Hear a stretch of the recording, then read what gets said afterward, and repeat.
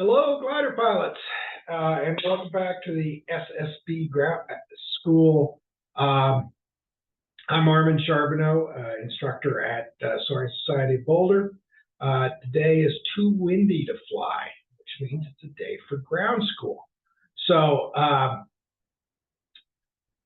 lot of you are, this program is really meant for my students, and it's tailored for my students, and maybe even also for other instructors at Soaring Society of Boulder.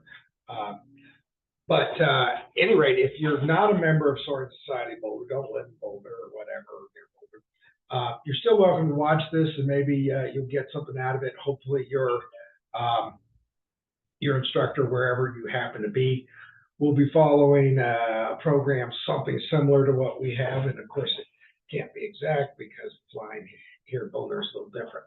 But at any rate, we might as well just jump right into it here.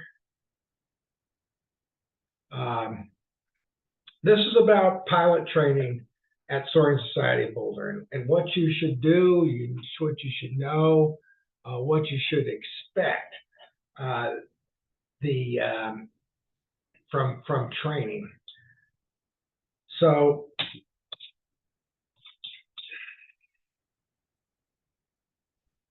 first, plan to train during the soaring season, off season. That's October to April, and that's if you want an instructor who's active in cross country. I'm not sure why anyone wants to learn soaring and not learn cross country. There's probably some rating hounds out there that want to add as many ratings as possible, and that's fine. They'll learn a lot from soaring, and will be better pilots if they have a glider rating, regardless of what they're flying. But for those of you that are at Soaring Society of Boulder, I only want to train people that are going to fly cross country. So plan on at least 2 lessons a week. If you're not flying that much, you're going to lose your current. Well, you won't be out of currency, but it's just a lot easier if you stay at it a couple times a week. Join the Soaring Society of America. You have to join the SSA before you can join the SSB. So just go to their website, ssa.org. You can become a member instantly with a credit card. Our club, the SSB, requires only SSA members to fly the gliders, so we're covered by insurance. Buy a glider logbook. Airplane logbooks are not good for what we need. They don't have the right categories such as altitudes, number of flights, and the sign-offs in the back.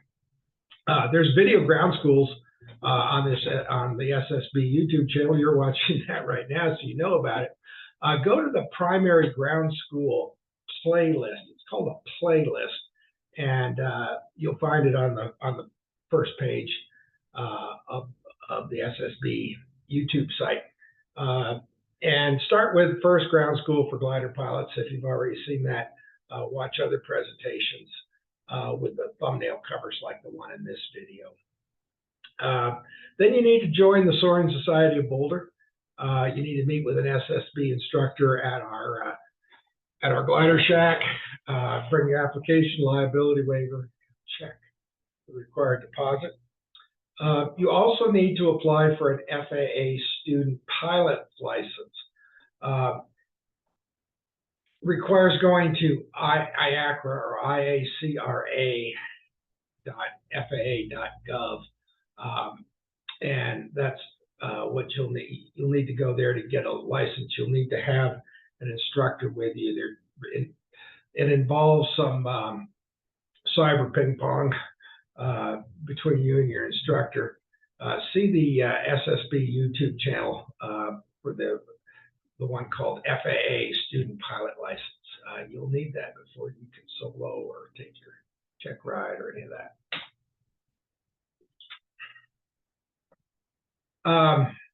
Next, your first glider lesson. It typically follows, or right the same day as we sign up an SSB member. We do a review of the ground school topics, and then a thorough pre-flight and review of our ASK-21 and its systems, our ASK-21 glider. The first flight with me, anyway, will be a chair flight. We will get in the glider, but we'll stay in the parking space, and that way the glider doesn't move, and the student has a lot more time to figure out the controls and the systems and how things feel and all that. So the instructor will sit in the rear seat and talk through a simulated flight while the student moves the controls, takes other actions to complete a simulated glider flight.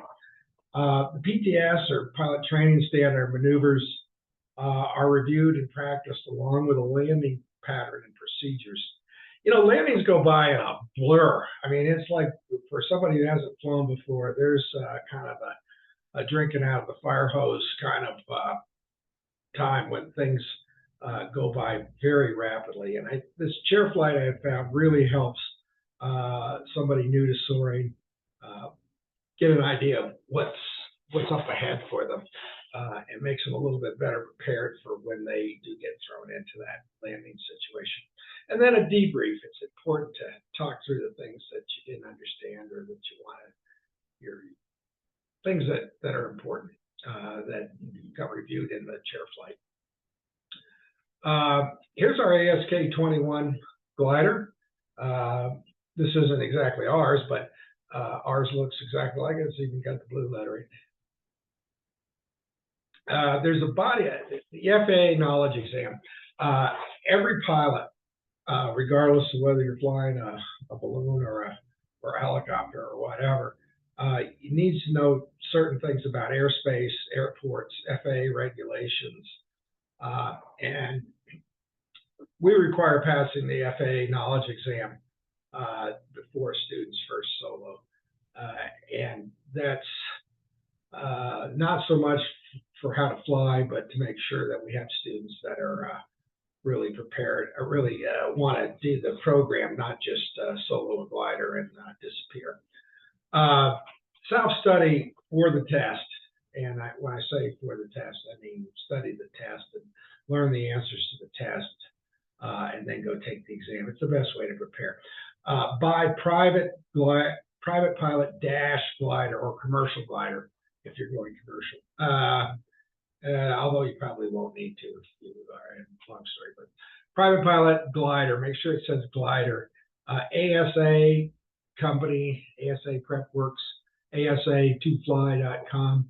They have glider materials. I'm not trying to sell their materials, but I know they have glider, and it seems to work. It worked for me a few times, and has worked for other students, some of my students. So make sure some of the prep materials that get sold are very good, but they don't include glider materials, which makes them useless for us. So be careful. Make sure you have the glider, private pilot glider. Exam recommend. You have to have a recommend to go sit for the exam, and that comes with the materials. If not, I can sign you off, but I'll have to quiz you first, make sure you know your stuff. After you're able to get high scores on the practice exams, on the practice tests, schedule the FAA exam. You got to take that at a designated center. They're very uptight about people cheating. There's all kinds of rules about cheating. For God's sakes, don't think about cheating on an exam. And you take it on a computer. Your score is available. As soon as you complete it, they'll tell you the results. And you need to have that piece of paper, that review that they'll print out for you. You have to have that exact piece of paper and sit down with your instructor and review the areas that you missed. It has to be corrected to 100%. Primary flight training. When you arrive for your lessons, show up well-nourished and well-hydrated. Also expect, cancellations due to weather and scheduling, tow planes, and soaring just takes a lot of patience. Especially, if you're training in the off season, the weather may not be as good as we all want it to be. It might snow. Expect to get fatigued very quickly, especially in your first few flights. You'll be making a lot of decisions and seeing things happen fast, and it just tires you out quickly. Once you do a number of flights, a couple dozen, that quick fatigue goes away. But on the first few, expect that. Aerotow is for most people, the most difficult thing to learn in soaring, and you have to learn it first. Most students find it hard, nerve-wracking, awful, scary. Oh, I can't do it. I can't. Oh, what's wrong? And then all of a sudden, boom, it's like, oh, really? This is easy. All I have to do is follow the tow plane, keep my wings the same as the tow plane's wings, stay right behind a little bit below the tow plane. And that's a typical experience where people have to struggle with it, and then instantly, boom, all of a sudden it's just like, wow, a monkey could do this. All you got to do is follow the tow plane. There's about a dozen glider maneuvers to learn. And the pilot training standards are defined by the FAA. Your instructor will go over them. There's both the private standard and the commercial standard. SSB only trains to commercial standards. Even if you're going to get a private license, we only train to commercial standards. There are 3 emergency maneuvers that you'll get to learn. They'll get your attention. Landings go by in a blur when you first get started. But you know what? It's kind of an important thing in soaring. You find out you're going to have one of those on every landing, on every flight. So you'll need to learn landing. Glider Ground School on the YouTube channel. Watch these ground school presentations. I have them for my these are for my students, and you can watch them anytime. They would be exactly the same as if we sat down and did them in person, but you can watch them at night. You can watch them when you're on a business trip and you got some free time, all that kind of stuff. They're located in the Primary Ground School Series playlist. Midpoint is glider training. This is when you get a reasonable proficiency with maneuvers and emergency procedures. You're going to take the pre-solo quiz. Quiz mainly covers Boulder operating procedures and other topics. This is a required thing. It doesn't matter if you're at a different airport. Your instructor will need to give you a pre-solo quiz before you go solo. You'll also need to make cross-check flights with another SSB instructor. Our club requires a cross-check with another instructor. That instructor would say yay or nay on whether he thinks you're ready to go solo. And I require that you pass the FAA Knowledge Exam. I want serious students. Don't want people who are just want to solo and check it off their bucket list. If there are items that are if all these items are satisfactory, you get signed off to solo. And your first glider solo flight is really kind of the high point of the training experience. And you need the following before the launch. You need a student pilot's license, which we talked about earlier. You need the pre-solo quiz, which we just reviewed. You need a solo authorization. Your instructor has to sign you off. And he also has to give you an Aerotow endorsement, assuming we do it with Aerotow. And you got to have calm weather. We're not going to solo somebody when the weather's rough and all that. So you need a nice, calm day for going out and doing your first solo. You'll enjoy it. First of all, you don't have talking ballast in the back seat, and so it's a much quieter ride, and the glider lifts off sooner without that excess ballast in the back seat, and it climbs better and all that. You'll enjoy it. Here's some pictures of students after their first solo. I always run out and take a picture when somebody comes back after their first solo, and the smiles are great. As you can see, everybody's pretty happy about the first solo. Okay, now you've done your solo. 10 solos are required for private license. 20 solos are required for commercial glider rating. I watch and debrief students on the takeoffs and landings. I can't say much about how they do their maneuvers in the air, but and you need to log your flights and list the PTS maneuvers practice, like you practice turns, you practice slip, blah, blah, blah.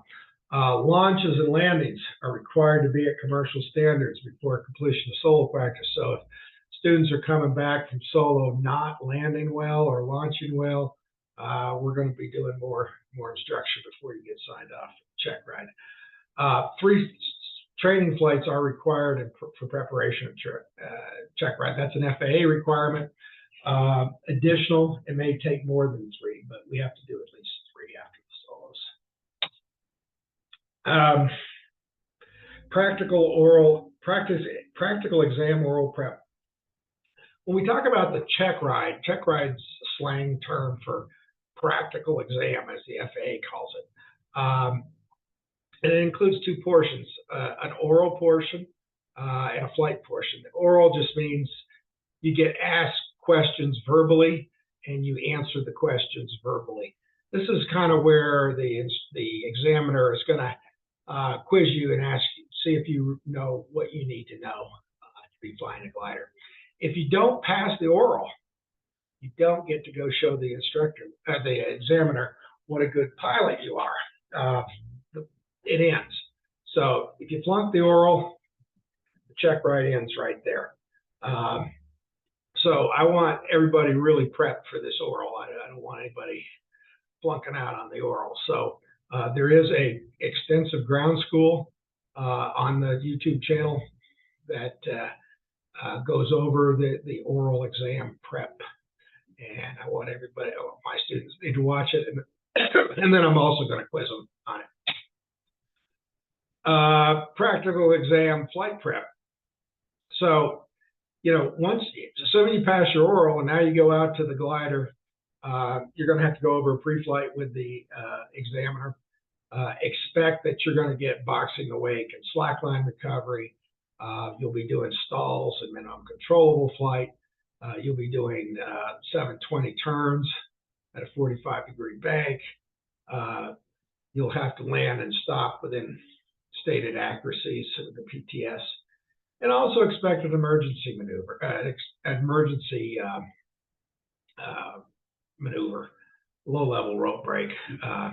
But if you pass, then you get your picture in Soaring magazine. And here's some folks that pass their Checkrides, and not only do they get their picture in Soaring magazine, my students get it with me, and sometimes with the DPE, the upper right-hand corner, the good-looking fellow there with the beard. That's our designated pilot examiner who does most of our Checkrides. So you have a glider rating. Well, now what? Passing your Checkride is not the end of the story. It's the beginning. And you'll need to learn how to find left and how to fly away from the airport so you can do cross-country flights. And at Boulder, what we're going to do, we want you to go out and fly the K-21 a couple times, make sure you get that. And then you should get checked out in the club's DG505. It's a high-performance 2-place glider.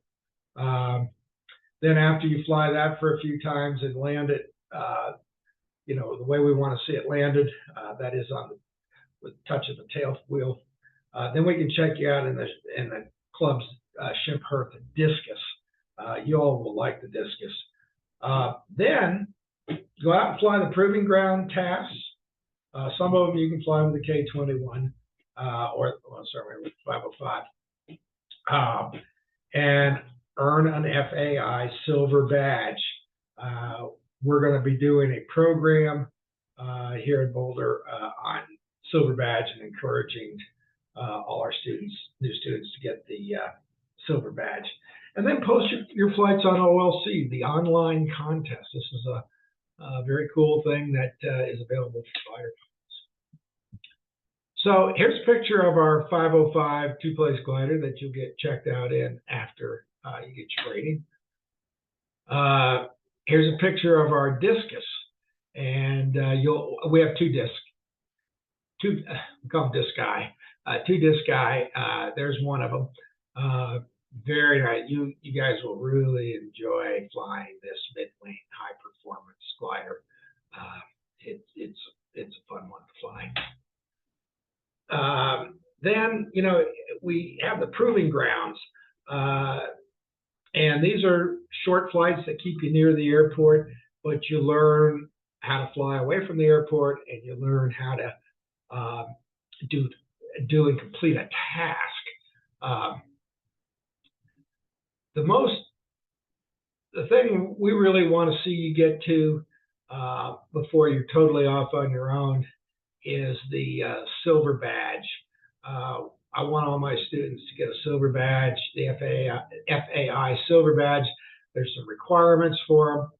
We'll go over that when you get to that point in your training. But basically, you have to do a 50-kilometer flight one way and be exactly over a point or land at an airport. But it's easier to just do it over a point and then come back. That way we don't have to retrieve you after you land at an airport. So OLC is the online contest. Most of our pilots post their flights, their cross-country flights to OLC. Most of the Boulder pilots. We have one of the best clubs, most OLC points in North America. Well, actually, usually we're even in the top 10 worldwide. And here's a map that showed all the flights in 2022, and it's a lot of flights, a lot more flights than it appears because there's a lot of overlap. So the energy lines tend to go the same way, so we tend to fly in the same areas. But like if you look down here, there's dozens and dozens and dozens of flights, and here there's hundreds of flights. So we've gone, as far north as Laramie Peak, as far south as into New Mexico, out to past Grand Junction. I'm not sure if he hit Utah there or not on that one flight. And we even fly. This leg over here would have gone into Nebraska. So we could hit a few different states: Wyoming, Nebraska, New Mexico, and maybe Utah. Utah's a hard one to get to, people. But anyway, let's stop the share here. So anyway, thanks for watching. Be ready for your glider training, and we will see you at the field.